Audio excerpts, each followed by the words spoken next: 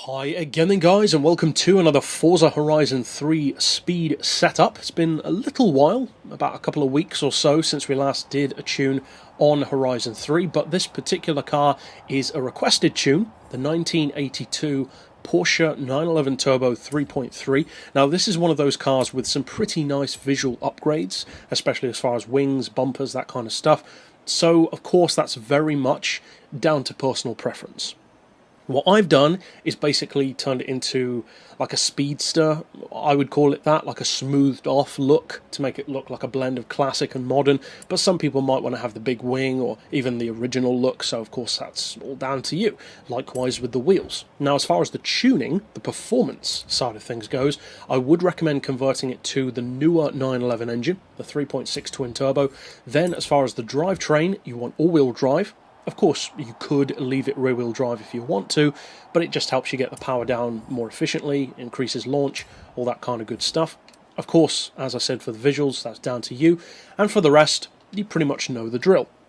Fit your racing tyres, or lower tyres if you want it to be in a lower class, of course, while sacrificing a little bit of handling, but then for the rest, lower the weight as much as you can, increase the power as much as you can, and fit all of your racing parts. Brakes, suspension, diff, all of that good stuff. Now for the benchmark, as you can see, it's pretty rapid. Top end speed isn't quite as high as some of the other Porsches, but the acceleration is pretty good. 2.5 to 60, 4.5 technically to 100, and about 238 flat out, at least according to the benchmark.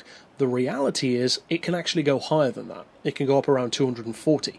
So we'll check that out in just a second.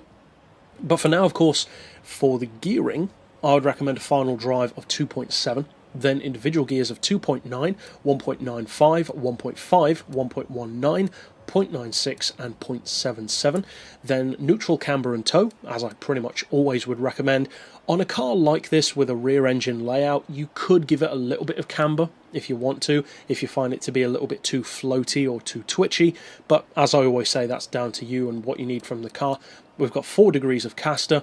Anti-roll I've increased a little bit to 25, front and rear. Springs to 132, 195 with the lowest ride height.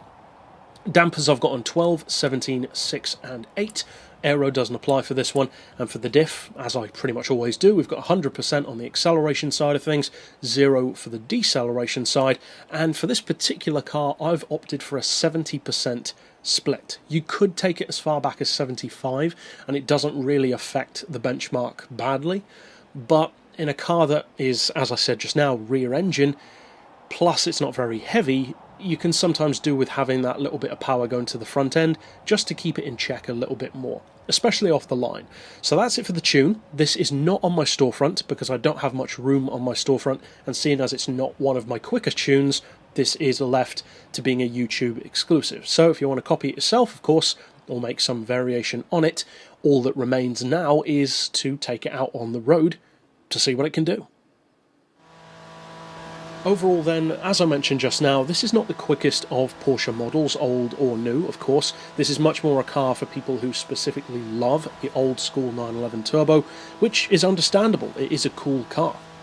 So, if you do decide to use this tune for it, which is pretty good as an all-rounder, the top speed's pretty much good enough, especially if you tune it for a lower class with the same kind of tuning.